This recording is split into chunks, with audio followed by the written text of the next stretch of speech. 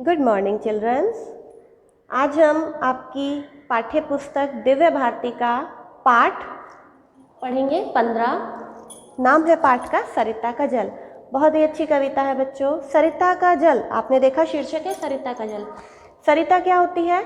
सरिता हमारे नदी का पर्यायवाची होती है। तो सरिता का जल यानी कि जो नदियों का पानी है। नदी में पानी कहाँ से आता है बच्चों? हिम शिखरों से। हिम मतलब हिम का अर्थ हुआ बर्फ, शिखर यानी कि पहाड़। बर्फ के पहाड़ों से नदी में पानी आता है जो कि बिल्कुल निर्मल होता है, स्वच्छ होता है, शुद्ध होता है, शीतल होता है। तो उस जल की क्या अहमियत है, वो किन किन रास्तों से होते हुए हम तक आता है, कितना पवित्र होता है और उसका क्या महत्व है, यही सब हम इस कविता में पढ़ेंगे। बहुत ही अच्छी कविता है। चलिए हम शुरू करते हैं अपनी कविता सरिता का जल। देखिए कवि कहते हैं, यह लघु सरिता का बहता जल। देखिए कितनी अच्छी लाइन कही है ना।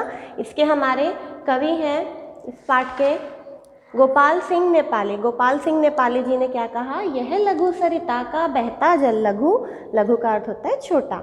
इस छोटी सरिता का, इस छोटी नदी का बहता हुआ जल, यह लघु सरिता का बहता जल कितना शीतल, कितना निर्मल, कितना शीतल, कितना शीतल, कितना निर्मल। कितना शीतल, शीतल का अर्थ होता है ठंडा ठंडा और निर्मल का अर्थ होता है बच्चों स्वच्छ। कि कवि कहते हैं यह लघु सरिता का बहता जल कितना शीतल, कितना निर्मल, कि ये जो जल है कितना साफ है, कितना निर्मल है, कितना ठंडा है। हिमगिरी के हिम से निकल निकल, हिमगिरी, हिमगिरी यानी कि बर्फ के पर्वत। हिम का अर्थ होता है बर्फ, गिरी का अर्थ होता है पर्वत। बर्फ के पर्वतों से निकलकर, हिमगिरी के हिम से निकल निकल, बर्फ के पर्वतों की बर्फ से निकल निकल कर, यह विमल दूध सा हिम का जल। यह विमल, ये इतना स्वच्छ होता है, इतना साफ होता है। कैसा? जैसे दूध होता है। दूध कितना सफ़ेद होता है ना बच्चों, बिल्कुल वैसे ही ये सरिता का जल है। रखता है तन में इतना बल, यह लघु सरिता का बहता जल। ये अपने तन में बहुत बल रखता है। क्यों बच्चों? क्योंकि जो इसका बहाव होता है बहुत तेज होता है, तो इसके अंदर बल बहुत होता है, शक्ति बहुत होती है। आइए अगला पैरा देखते हैं। जल की यह तेज धार। देखिए कवि कहते हैं निर्मल जल की यह तेज धार करके कितनी श्रृंखला पार।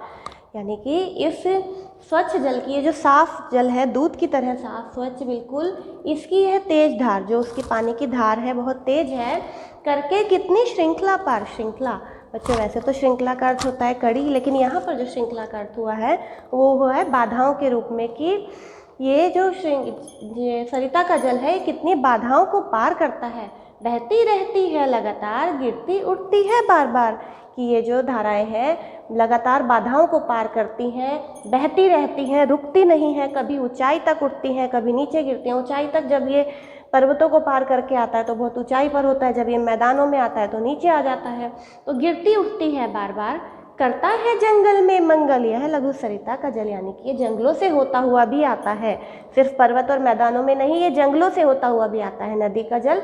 और जंगल में क्या करता है ये? वहाँ पे सिंचाई का काम भी करता है। कि वहाँ पर जब बारिश नहीं होती और पेड़ पौधों को पानी चाहिए तो वहाँ भी ये उस पानी से उनको सींच कर क्या करता है? जंगल में मंगल करता है। यह लघु सरिता का बहता जल, यह सरिता का, छोटी सी सरिता का बहता हुआ जल। तरुमूलों का सिंचन। देखिए करके तरुमूलों का सिंचन। तरुमूल क्या होते हैं? वृक्षों की जड़, पेड़ पौधों की, वृक्षों की जड़ जो होती है उसको सींचते हुए, लघु जल धाराओं से आलिंगन। छोटी छोटी जो जल धाराएँ होती हैं, जब ये एक नदी आगे की तरफ बढ़ती है उसे रास्ते में छोटी छोटी जल धाराएँ मिलती हैं, छोटी छोटी नदियाँ मिलती हैं। तो उन जल धाराओं से आलिंगन, आलिंगन का अर्थ होता है गले लगाना। उन जल धाराओं को भी वो गले लगाते हुए यानी कि खुद में मिलाते हुए आगे बढ़ती है। जल कुंडों में करके नर्तन। जल कुंड यानी कि पानी के जो कुंड होते हैं छोटे छोटे, उनमें नर्तन करती हुई, नर्तन का अर्थ होता है नृत्य, उनमें नृत्य करती हुई करके अपना बहु परिवर्तन, अपने आप में बहुत सारा परिवर्तन करती हैं। परिवर्तन कैसे करती हैं बच्चों? कभी जहाँ पे छोटा रास्ता है वहाँ पे छोटी होके निकल जाती है, पानी का धार, पानी उतनी ही जगह में समा जाता है। जहाँ पे विस्तृत होती है जगह वहाँ पे ये फैल कर निकल जाती है, तो उसके आकार में परिवर्तन होता रहता है। जल कुंडों में करके नर्तन, यानी कि जो वहाँ पे जल कुंड होते हैं उनमें ये नाचती हुई जाती है। नाचती हुई जाने का अर्थ है कि इसका बहाव तेज होता है, ऐसा लगता है कि वो नृत्य करती हुई जा रही है। आगे बढ़ता जाता केवल यह लघु सरिता का बहता जल। जी हाँ, आगे क्या बढ़ता है, छोटी सरिताओं का, लघु सरिताओं का बहता हुआ पानी आगे बढ़ता जाता है। देखिए कितने अच्छे से यहाँ पर हमें कवि ने बताया है। मिलता है इसको जब पथ पर पथ रोके खड़ा कठिन पत्थर। मिलता है इसको जब पथ पर पथ रोके खड़ा कठिन पत्थर। देखिए कवि बताते हैं, जब सरिता आगे बढ़ती है, नदी का जल आगे बढ़ता जाता है, तो क्या होता है, उसे रास्ते में कई बार बड़े बड़े कठिन कठिन पत्थर, बहुत बड़े बड़े पत्थर भी मिलते हैं। पथ रोके खड़ा, वो क्या होता है, ऐसा लगता है जैसे उसकी राह रोके हुए खड़ा है। कठिन पत्थर सरिता के रास्ते को रोक कर खड़ा है। आकुल आतर दुख से कातर। आकुल यानी कि वो बेचैन हो जाती है, बेचैन अधीर हो जाती है। दुख से कातर, दुख से परेशान होकर, सिर पटक पटक कर रो रो कर करता है कितना कोलाहल। और उस पर क्या होता है, जब सरिता उससे ऊपर से जाती है तो क्या होता है, शोर मचता है, बहुत शोर होता है, ऐसा लगता है कि वो रो रहा है। यह लघु सरिता का बहता जल। तो इस लघु, इस छोटी सी सरिता का बहता हुआ जल। कितना कोमल कितना वत्सल। कितना कोमल कितना वत्सल, यानी कितना नाजुक, कितना मुलायम होता है ये सरिता का जल, कोमल होता है। वत्सल का अर्थ होता है प्यारा, बहुत प्यारा। रे जननी का वह अंतःस्थल। हमारी जननी यानी कि हमारी मातृभूमि का क्या है, ये हृदय है। क्या, हमारी जो सरिताओं का जल है, हमारी मातृभूमि यानी कि हमारे भारत देश का हृदय है। जिसका यह शीतल करुणाजल, जिसका यह शीतल करुणाजल बहता रहता है युग युग अविरल।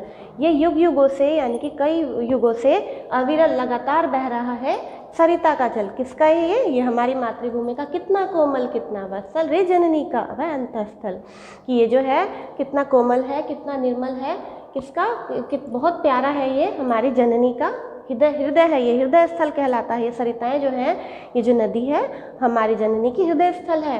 बहता रहता युग युग अविरल, यह युगों से लगातार बहता आ रहा है। गंगा यमुना सरयू निर्मल, यह लघु सरिता का बहता जल। ये जो गंगा यमुना और सरयू नदियां हैं, इसमें जो निर्मल जल है, युगों युगों से ये बहता आ रहा है। ये हमारी मातृभूमि का हृदय है और ये क्या है, निर्मल और स्वच्छ। तो जी हाँ बच्चों, यह जल हमारे लिए बहुत उपयोगी है। इससे सिंचाई होती है, हम लोगों को पानी मिलता है खाना बनाने को, पीने को, जीवित रहने के लिए हम किस पर, इसी पानी पर निर्भर है। और ये पानी हमें कहाँ से मिलता है, हिम शिखरों से। और ये हमारी पवित्र नदियाँ हैं जो युगों युगों से बहती आ रही हैं। अब मैं आपको इसके कठिन शब्द लिख रही हूँ बोर्ड पर, उसे आप कर लेंगे। उसके बाद शब्दार्थ और फिर प्रश्न उत्तर। Thank you. तो चलिए अब कठिन शब्द करते हैं सरिता का जल पाठ के। देखिए पहला सरिता, दूसरा शीतल, निर्मल, हिमगिरी, श्रृंखला, तरुमूलों, आलिंगन, जलकुंड, नर्तन, परिवर्तन, वत्सल, अंतःस्थल। अंतःस्थल देखिए ये है बच्चों कठिन शब्द। इनको आपको लिखने की भी प्रैक्टिस करनी है, अपने नोटबुक में नोट करना है। उसके अलावा बोलने का, उच्चारण की भी आपको अभ्यास करना है। देखिए एक बार और सुन लीजिए। सरिता, शीतल, निर्मल, हिमगिरी, श्रृंखला, तरुमूलों, आलिंगन, जलकुंड, नर्तन, परिवर्तन, वत्सल, अंतःस्थल। तो ये है हमारे पाठ के कठिन शब्द। अब इसके बाद आप शब्दार्थ और प्रश्नोत्तर करेंगे।